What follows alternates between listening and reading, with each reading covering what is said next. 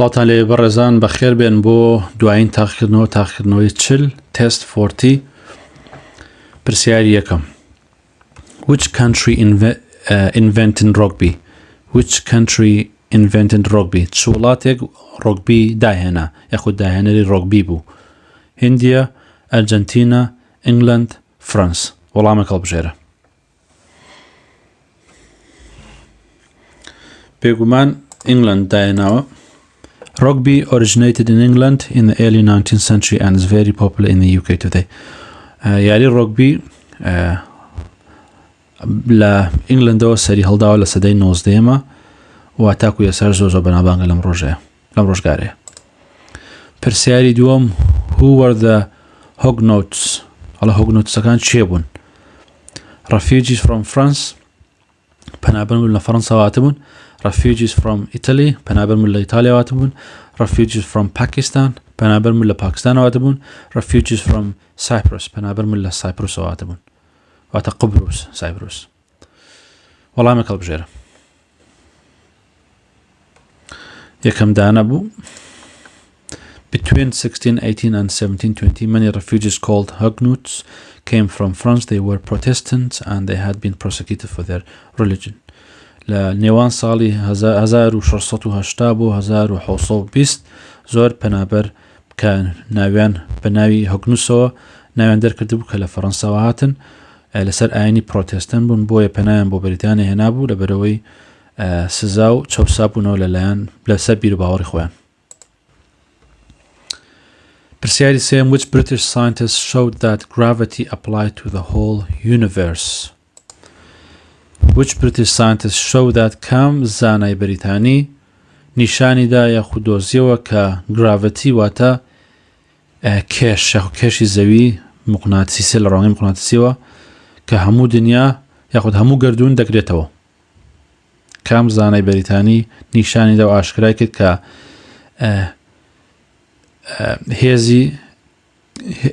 هێزی کێشگرتن یاخود هێزی مقناطیسی زەوی هەموو دنیاگرێتەوە. گراڤەتی یاخود هێزی کێشگرتن هێزیش بە قوتە کە ڕاتێکێشە بۆ خۆی کە هەموو گەردوو نەگرێتەوە. ئالان تۆیانین، ئەلەکساندرا فێڵمن، ئایساک نیوتن، ئەرنیست ڕوثفۆرد. وەڵامێک هەڵبژێرە. کام زانا بوو؟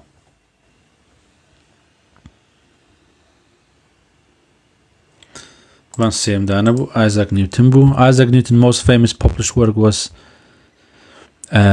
mathematical principle of natural philosophy. ئەم بەشەی لە بە زمانی فەڕەنسیە بۆیە ئەڵێ زانای نیوتن بەناوبانگ بوو زۆر بەناوبانگ بوو بۆ ئەو بڵاوکراوی کە بڵاوی کرد بۆ ئەویش بەناوی mathematical principle of natural philosophy واتە بنەمای بیرکاری فەلسەفەی سروشتی which showed how gravity applied to the whole universe کە پیشانی دەدا چۆن هێزی کێشکردن هەموو گەردوون نەگرێتەوە. هێزی مقناطیسی هەموو گەردوون نەگرێتەوە. پرسیاری چوارەم Which composer wrote the music for King George I and for his son George II? کەم ئاوازدانێنەر مۆزیقایەکی نووسی مۆزیقایەکی دانا بۆ پاشای جۆرجی یەکەم و هەروە بۆ کوڕەکەی جۆرجی دووەم. جۆرج فردریک هەندەل، گوستاف هۆلست، ڕاف ڤۆن ویلیەمز، هەنری پۆرسێل. چ ئاوازدانەرێک ئاوازی دانا بۆ دوو پاشایە؟ وەڵامێک هەڵبژێرە. یەکەم دانە بوو George Frederick Handel wrote the water music for King George I and music for the royal fireworks for his son George II. واتە جۆرج ئاوازدانەرە بوو مۆزیقایەکی نووسی بەناوی مۆزیقای ئاو بۆ کینگ جۆرج یەکەم و هەروە مۆزیقایەکی نووسی بەناوی royal fireworks بۆ کوڕەکەی جۆرجی دووەم. When did the English Civil War started? کەی جەنگی ناخۆی ئینگلیز دەستی پێکرد؟ 1632 1635 1642 1652. وەڵامێک هەڵبژێرە. سێم دانە بوو 1642 Civil war between the king and parliament could not now be avoided and began in 1642. جەنگی ناوخۆی نێوان پاشا و پەرلەمان دەستی پێکرد کە ناتواندرا خۆی لێلادەن کە دەستی پێکرد لە ساڵ 1642. پرسیاری شەشەم During the 19th century, the UK was the world major producer of which three materials? لە سەدەی 19ەمە بەریتانیا بەناوبانگترین وڵاتی سەرزەوی بوو بۆ پیشەسازی بۆ کام پیشەسازانەی خوارەوە بەناوبانگ بۆ بەریتانیا لە سەدەی 19ەمە.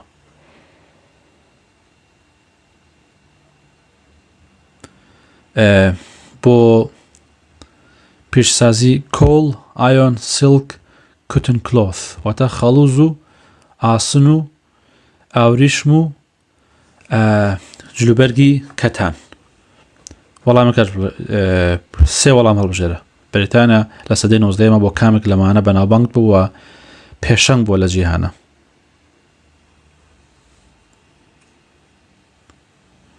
بێگومان یەکەم بووە لەگەڵ دووەم لەگەڵ چوارەم. British industry led the world in 19th century. واتە پیشسازی بەریتانیا نوێنەرایەتی هەموو جیهانی کردواتە پێشەنگی هەموو جیهان بوو لە سەدەی 19ەمە. The UK produced more than half of the world's iron, coal and cotton. بەریتانیا نیوەی بەرهەمی جیهانی زیاتری بەرهەمەهێنا وەک لە ئاسن و خەڵوز و جلوبەرگی کەتان. پرسیاری حوتەم Which two of the following British athletes have won golden medals in the Olympic Games? کام لە ئەم دوو وەرزشەوانی جیمناستیکی بەریتانی مەدالیای ئاڵتوونیان بردوێتەوە لە یاری ئۆلمپیک. دەیم کیلی هۆملس، جێنسن بۆتن، تیم هێنمن، جەسیکا فینز. وەڵامی هەڵبژێرە. بورە دوو وەڵام هەڵبژێرە. دوو کەس کام دوو جیمناستیکی کە پێڵن ئەثلیکس یاخود کام دوو وەرزشەوانی بەریتانی براوەی مەدالیای ئاڵتوونی یاری ئۆلمپیک بوون. دوو دانە هەڵبژێرە.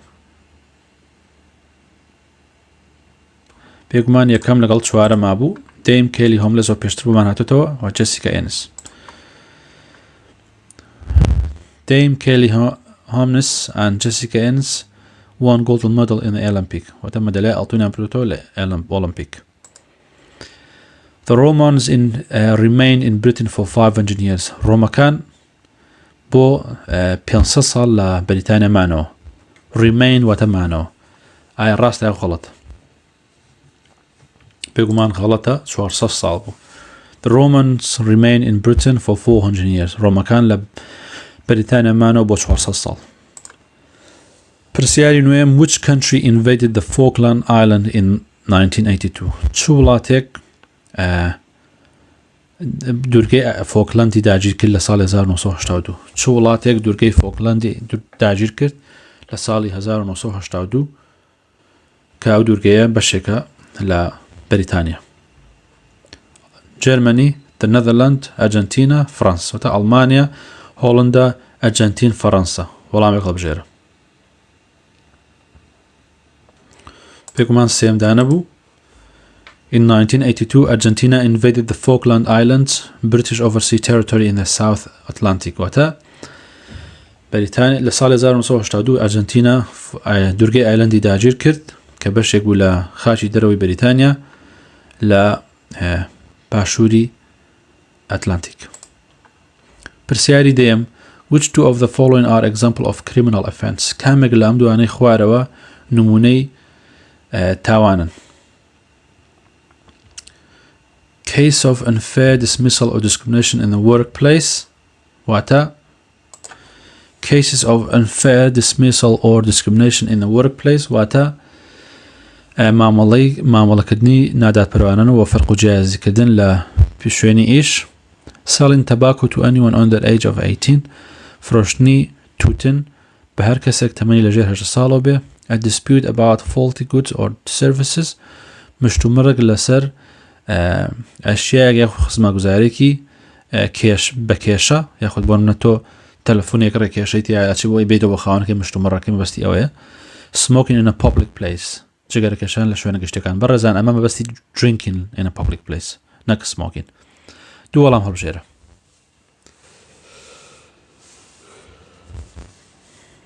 دووەم و چوارەمدانەیە بەڵام smoking ئاساییە بەڵام ئەمە مەبەستی drinkingە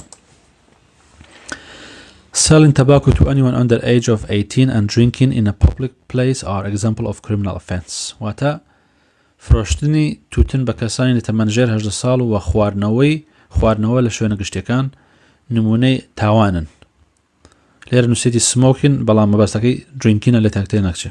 ئەگە بێڵام بۆچی تۆ بڕیارەدەی لەبەرەوەی dispute about faulty ینی مشتومڕ لەسەر شتێکی کێشە خەڵەت کێشەیەکی تایە یاخود سەقەتە نابێتە تاوان واروە ئەمەش نابێتە تاوانەکە باسماکە criminal offence نییە ئەمە civil offence واتە سزایەکی شارستانیە نەک تاوانێک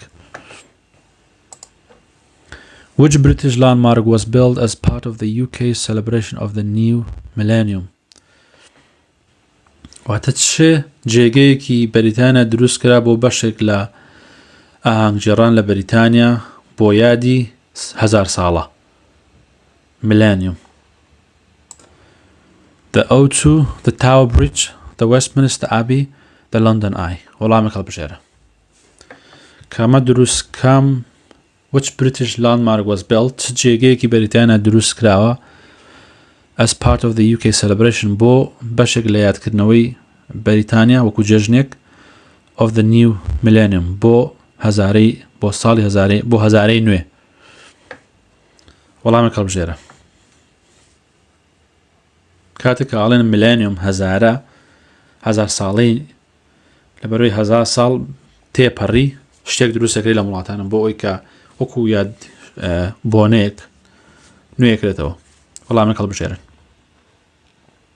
بێگومان چوارەمدانەیە The London Eye was originally built as part of the UK's celebration of the new millennium and continued to be an important part of the New Year celebration. و چاوی لندن لەسەرەتاوە دروست کرا بەشێک بۆ لە یادکردنەوەی 1000 ساڵە و بەردەوام جێگەیەکی گرنگە بێت و لە جێژنی سەری ساڵە بەکاردێت. پرسیاری دوانزەیەم Where did slaves mainly come from during the slave trade? کۆیلەکان لە سەرتاوە لەکوێ هاتوون لە سەدەکان یەخود لە کاتی بازرگانی کۆیلایەتیە کۆیلەکان لە شێوە ئەهێنران Where did slaves mainly come from کۆیلەکان لە شێوە ئەهێنران لە سەرتاوە لە سەردەمی بازرگانی کۆیلایەتیە South Africa ئەفریقای باشوور West Africa ڕۆژاوای ئەفریقا South East Asia واتە باشووری ڕۆژهەڵاتی ئاسیا North Africa باکووری ئەفریقا ئەبورن ئەمە هین ئەفریقانە South America واتە ئەمریکای باشوور و West Africa واتە ڕۆژاوای ئەفریقا من نازم بۆ بە ئەفریقا تخوێنمەوە داوای لێبوردنەکەم وەڵامێک هەڵبژێرن لە سەرتاوە کۆیلەکان لە چیوە هاتن لە سەردەمی بازرگانی کۆیلایەتیە بێگومان لە West Africa واتە ڕۆژاوای ئەفریقا Slave came primarily from West Africa لە سەرتاوە کۆیلەکان لە ئەفریقای ڕۆژاوای ئەفریقا هاتون پرسیاری سیانزەم Who introduced shampoo in Britain چێ شامپۆی ناسان لە بەریتانیا شێیە بۆ یەکەم جار شامپۆی هێنا ناساندی بە بەریتانیا ئیملین پانکریست جیم کوک سەیەکدین مەهۆمێت فلۆرنس نایتنگل وەڵامێک هەڵبژێرە شێیە بۆ یەکەم جار شامپۆی ناساند لە بەریتانیا شامپۆی بە وڵاتی بەریتانیا ناساند یاخود هێنای بۆ وڵاتە سێمدانە بوو Sayyidin Mohammed and his wife also introduced the shampoo in the Indian art of head massage to in Britain. بۆ یەکەم جار پەرەزان شامپۆ لەلایەن ئەم بەڕێزەوەدا هاتووە لەگەڵ خێزانەکەی کە شامپۆیان بە بەریتانیا ناسان کە هونەرێکی دروستکردنی هونەرێکی هیندیەکان بوو کە ئەو کاتە بۆ شێلانی سەر بەکاریان هێنا و هێنایان بۆ بەریتانیا. شامپۆ لە سەرتاوە لە هیندستاندا هاتووە 4000 ساڵ پێشستا، بەڵام ئەو کاتە بۆ خۆشتن بکارێن ناهێنا، بۆ سەر شێلان بەکارێن هێنا. پرسیاری چواردەیەم To be able to vote in England you have to register at your local council electoral registrations office. بۆی بتوانی لە ئینگلند دەنگ بدەی پێویستە خۆت تۆمار بکەی لە شارەوانین ناوچەکەت لە سیستەمی ئەلکترۆنی تۆمارکردنی لە ئۆفیسی سیستەمی ئەلکترۆنی تۆمارکردن. ئایا ڕاستە یان غەڵەتە؟ پرسیاری چواردەیەم. بێگومان ڕاستە. پرسیاری پانزەم Where can the tapestry be seen? لەکوێ ئەتوانین tapestry ببینین؟ یاخود دەزەکەوێت لەم ڕۆژ لەم سەردەمەیە. ئەگەر بیرتان بێ لە تاقیکردنەوەی 38 باسی ئەومان کرد بییەوێت tapestry چییە؟ دوێک tapestry ئەوەیە کە کاتی خۆی وێنەیەکیان چێشراوە لە بری ئەوەی پشت بنووسن، بەڵام بە وێنە و بە تابلۆ توانویانە مێژوو بنووسنەوە بە خوری ڕەنگا و ڕەنگ و بۆی بۆ ماوەیەکی زۆر ماوەتەوە لەسەر چوب چەرم و لەسەر بەرد نووسراوەتەوە. بۆیە پێڵەن بییەوێت tapestry. تاوەکو ئێساژە بینرێت لە چ وڵاتێک؟ فرانس، وێلز، نۆردن ئایلند، ئینگلند. وەڵامێک هەڵبژێرە.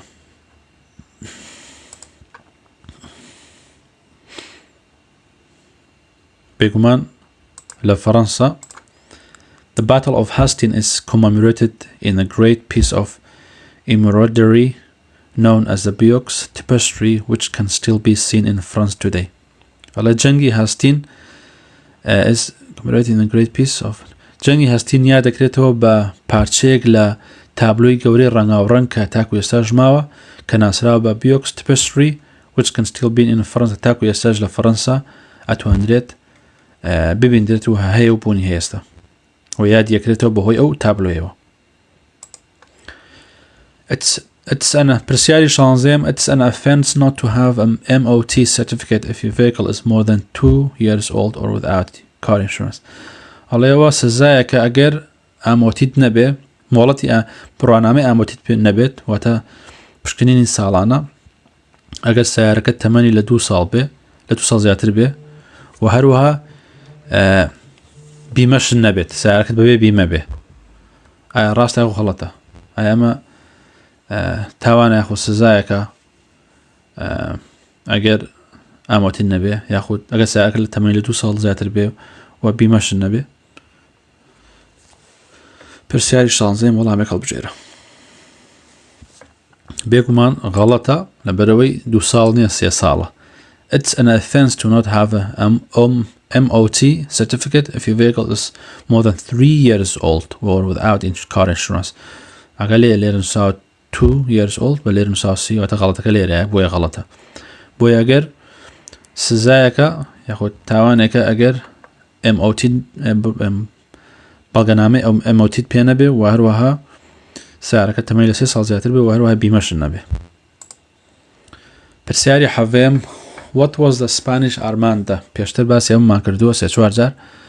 ئەڵێ ئارماندەی سپانی چییە؟ ئارماندەی سپانی چییە؟ And a large fleet of planes کۆمەڵێ فڕۆکەی گەورن a group of radicals a group of radicals واتە کۆمەڵە خەڵکی تونڕەون a group of politicians کۆمەڵە خەڵکی سیاسەتمەدارن a large fleet of ship کۆمەڵێک کەشتی گەورن زۆرن. کامەیانە سپانیش ئارماندە؟ وەڵامی هەڵبژێرە. بێگومان چوارەمدانەیە کە لە بەریتانیا پێڵن Navy. The Spanish Armada was a large fleet of ship. واتە ئارماندەی سپانی کۆمەڵێکی زۆری کەشتی بوون which had been seen by Spain to conquer England and restore Catholicism. کاتێک کە لەلایەن سپانیەکان و نێردران بۆ ئەوەی ئینگلەند داگیرکەن بۆ ئەوەی ئاینی کاتۆلیکی بجێڕنەوە. پرسیاری هەژدەیەم England was split into 2 groups during the English Civil War of 1642 which were known as ئینگلند دابش کرا بەسەر دوو کۆمەڵە خەڵکە لە شەڕی ناوخۆیە لە ساڵی 1642 کە ناسرابن بە کامێک لەمانی خوارەوە. The House of Lords and the House of Commons, the Purtians and the Chartists, the Cavaliers and the Roundheads, the Beefeaters and the Yeoman Wards. وەڵامی هەڵبژێرە.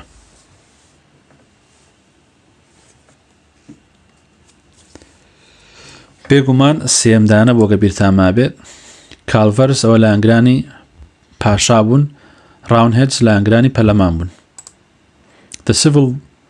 The English Civil War began in 1642. The country split into those who supported the king, the Cavaliers, and those who supported the Parliament, the Roundheads. شەڕی ناوخۆی ئینگلیز لە ساڵی 1642 دەستی پێکرد کە وڵاتەکە بەسەر دوو کۆمەڵ خەڵکە دابەش بوو لە ئەنگرانی دوو کۆمەڵ خەڵک کە the Cavaliers لە ئەنگرانی پاشا بوون و لە ئەنگرانی پەرلەمان کە پێیانوتن Roundheads. پرسیاری 19. What are the key role of the governors and school boards? Select 3 answers. What are the key roles of the governors and school boards? سێ وەڵام هەڵبژێرە. واتە ڕۆڵی سەرەکی بەرپرس و دەستەی خوێندکارەکان چین؟ school board واتە دەستەی خوێندکارەکان یاخود دەستەی خوێندنگەکان یاخود دەستەی خوێندنگە. ڕۆڵی سەرەکی واتە پێگەی سەرەکی بەرپرس و دەستەی خوێندنگە چییە؟ سێ وەڵام هەڵبژێرە. provide funding for all students واتە دابینکردنی پارە بۆ هەموو قوتابیەکان. setting the strategic direction of the school واتە دانانی ئاراستەی استراتیژی قوتابخانە. ensuring accountability واتە دڵنیابوون لە لێپرسینەوە ensuring accountability واتە دڵنیابوون لە لێپرسینەوە. و monitoring and evaluating school performance واتە چاودێری و هەڵسەنگاندنی ئەدای قوتابخانە. سێ وەڵام هەڵبژێرە. بەرپرس و دەستەی خوێندنگە ئیشی چییە؟ ئەبێ سێش بێ لەمانی خوارەوە.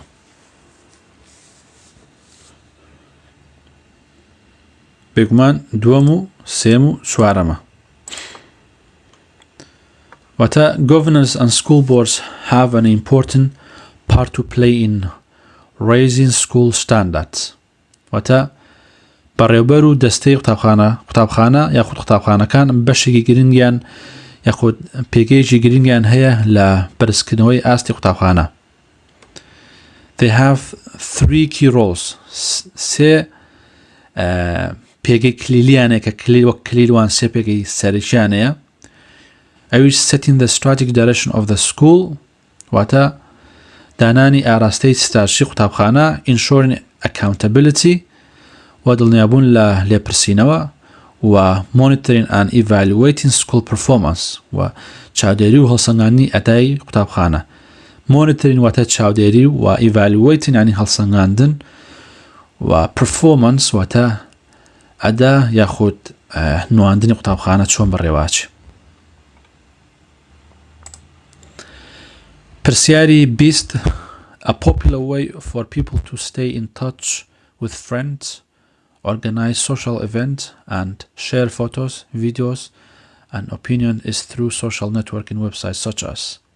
ئەڵێ بەناوبانگترین ڕێگە لە نێوان خەڵکە بۆ ئەوەی بتوانێت پەیوەندی بە یەکتر بکە لە نێوان هاوڕەکانە بۆنەیەک ڕێک بخەن بۆنێکی کۆمەڵایەتی و وێنە و ڤیدۆ و بیرۆکەی جیاواز و بیر و بیرکردنەوە لەگەڵ یەکترە هاواشکەن لە ڕێگەی تۆڕە کۆمەڵایەتیەکانەوە.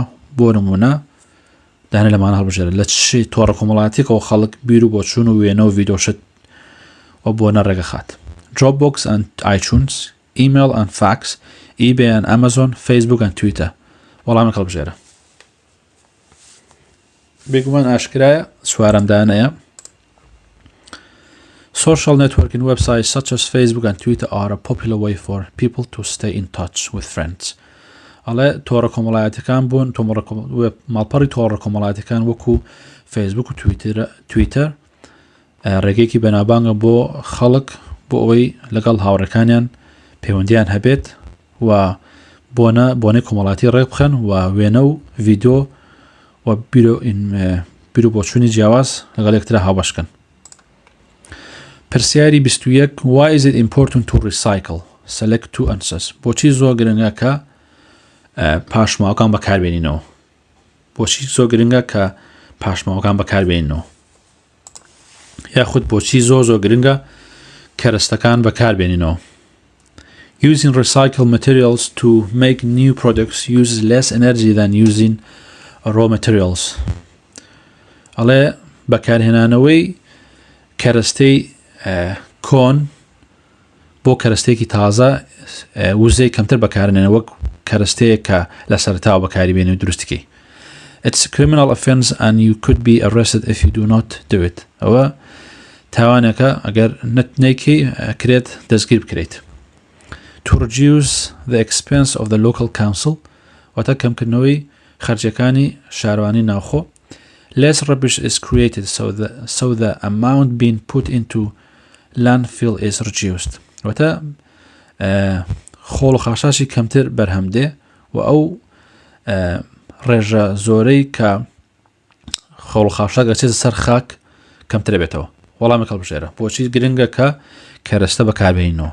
دوو وەڵام هەڵبژێرن ببورن. بێگومان یەکەم و چوارەمە It's important to recycle as much of your waste as you can. ئەڵێ زۆر گرنگە کە کەرەستە بەکاربێنیتەوە بەپێی ئەو خۆڵی کە هەتە ئەو پاشەڕۆی کە هەتە. Using recycled materials to make a new products use less energy and means that we do not need to extract more raw materials from the earth. واتە بەکارهێنانەوەی ئەو کەرەستانەی کە بەکاریان دێنین وزەی کەمتری پێویستە واتای ئەمەش ئەوەیە کە پێویست ناکە کەرەستەی زیاتر لە ئەرزەوە یاخود کەرەستەی جارە بەکار ناتۆ ڕۆ یاخ پێنەگەیشت و کەرەستەی ڕۆ میتریالز واتە کەرەستەی پێنەگەیشت و لە زەوی دەرکەین بۆی کەرەستەی تازەی لە دروستکەین. It's also mean that less rubbish is created و هەروەها واتای ئەوەشە کە خۆڵ و خاشاقی کەم دروست بێ so that amount being put into landfill is reduced و ئەو ڕێژەی کە ئەکرێتە سەر زەوی ئەو خۆڵ و خاشاقە کەمە بێتەوە. In North پرسیاری 22 In North Ireland a newly qualified driver must display a plate for 1 year after passing the test. لە ئایرلندای باکوور شۆفێرێکی تازە کە متمانەی پێکراوە بە مۆڵەتی شۆفێری دەرکردو ئەبێت پیتی ژمارەی پیتی لەسەر سیارەکەی دانێ بۆ ماوە 1 ساڵ دوای ئەوەی کە تاقیکردنەوەکەی لە تاقیکردنەوەکە دەرچوو. چ پیتێکە بێت لەسەر سیارەکەی دانێ کاتێکە لە مۆڵەتی شۆفێری دەرکرد بۆ ماوە 1 ساڵ پیتێک هەڵبژێرە PTSNRL. بێگومان سێم دانەیە لە ئایرلندای باکوور شۆفێری تازە کە دەرەچێت ئەبێت PTR پلەیتی R لەسەر سیارەکەی دانێ کە فەرزە ئەگەر بۆ ماوە 1 ساڵ پاشەوەی کە مۆڵەتەکەی دەرچوو ئەگەر داینەنەی ئەگەر بگیری پۆلیس بتگرێ غرامەی زۆی لەسەرە. پرسیاری 23 When is the birth of Jesus Christ celebrated? ڕۆژی لە دایکبوونی عیسای مەسیح کەی یادەکرێتەوە ڕۆژەکەی. When is the birth of Jesus یا بوونە ڕۆژی لە دایکبوونی عیسای مەسیح کەی یادەکرێتەوە؟ وەڵامی هەڵبژێرە 24 12 25 12 26 12 31 12 وەڵامی هەڵبژێرە. بێگومان ئاشکرایە 25 12 ئەکا Christmas Day ڕۆژی کریسمس 25 12 celebrate the birth of Jesus Christ واتە یادکردنەوەی لەدایکبوونی ئیسای مەسیح. بڕبەڕێزان 24 12 ڕۆژێک پێش کریسمسە کە پێڵن Christmas Eve 26 12 Boxing Day 31 12 New Year's Eve واتە ڕۆژێک پێش ئێوارەی ساڵی تازەیە. پرسیاری کۆتایی لە تەواوی خولەکە پرسیاری 24 لە تاقیکردنەوەی 40 Prince William is also known as Prince William وەخو شازادە ویلیەم هەروەها بەچی ناسراوە The Duke of Wellington, the Prince of Wales, the Duke of Edinburgh, the Prince of Northern Ireland. بە چ شتێکی تر ناسراوە Prince William؟ وەڵامی هەڵبژێرە. بێگومان دووەمدانەیە The Prince of Wales پرنس ویلیەم شازادەی ویلیەم هەروەها ناسراوە بە شازادەی وێلز بەڕێزان ئەمە کۆتایی خولەکە بۆ خولی live in the UK test هیوادارم سودتان لێبینی بێت هیوادارم بە کەڵک بوو بێت و ئەتوانن دووبارە بەسەر ڤیدۆکانە بڕۆنەوە و هیوای سەرکەوتنتان بۆ خوازم